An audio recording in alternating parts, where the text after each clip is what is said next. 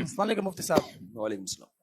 صاحب میرا سوال یہ ہے کہ مائک چوتھے سپارے کی آیت ہے کہ اس میں ڈاکٹر صاحب صاحب نے فرمایا تھا کہ تم ہرگز بلائی کی طرف نہیں پہنچ سکتے جب تک تم اپنی پسندیدہ چیز اللہ کی راہ میں صدقہ نہ کر دو.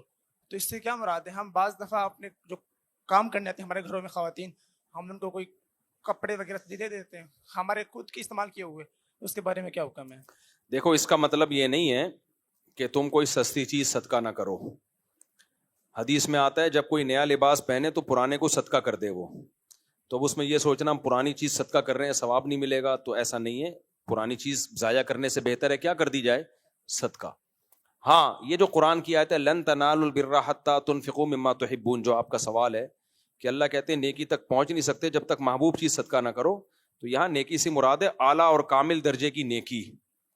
البر میں الف لام عہد کا ہے, یعنی خاندانی نیکی تو یہ ہے کہ محبوب چیز صدقہ کرو. تو کبھی کبھار ایسا بھی کرنا چاہیے, جو تگڑا صدقہ کرنا چاہیے جس سے تھوڑا سا دل پہ ایک لگے کہ یار کچھ ہلے آدمی اندر سے, کبھی کبھار, اور وہ اتنا نہ ہو کہ کل دوسروں سے ادھار مانگتا پھر رہو. تو آیت کا یہ مطلب ہے.